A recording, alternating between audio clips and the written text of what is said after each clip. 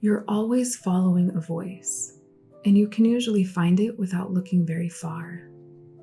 What ruins your day? What can you not imagine losing? If it disappeared tomorrow, who would you be without it? Whose approval still has the power to change how you see yourself? What do you protect so fiercely that losing it feels like losing yourself? Your answers reveal more than your priorities. They reveal where you've been looking to discover who you are. Joshua stood before Israel and said, "Choose this day whom you will serve."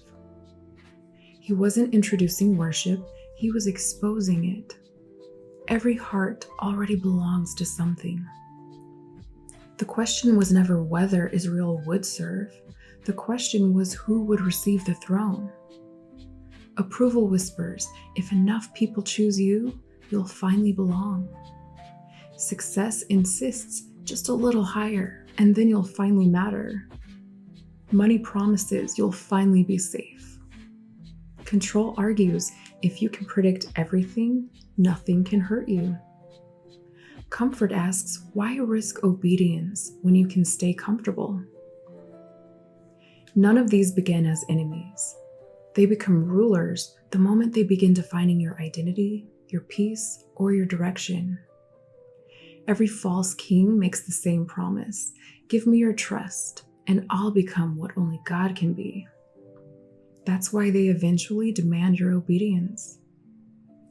Paul writes in Romans, do you not know that if you present yourselves to anyone as obedient slaves, you are slaves of the one whom you obey? Obedience is evidence. It exposes the direction your heart has already been traveling. Your worries reveal it, your conversations reveal it, your sacrifices reveal it, your imagination reveals it. Eventually, the voice you trust the most becomes the life you build. No one has ever lived more free than Jesus, and his freedom came from whose voice he trusted.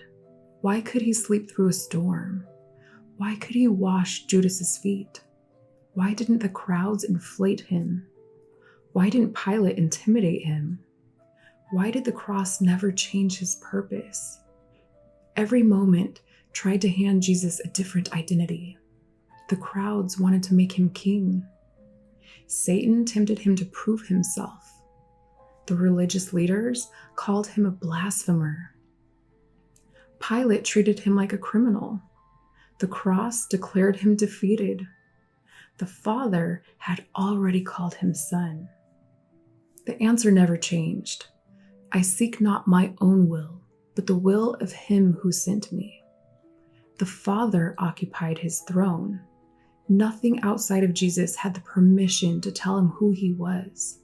Your mind is always organizing a world around something that explains reality, something that tells you what's true, who you are, what matters, what is worth suffering for.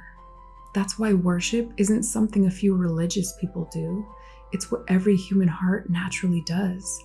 Your life keeps orbiting whatever occupies the center. Joshua's invitation is still standing.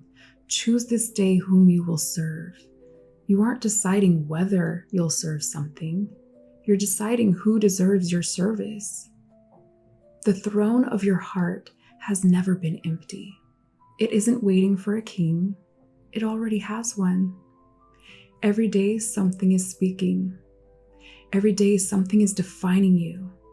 Every day something is asking for your trust. Whatever has the permission to tell you who you are has already become your master.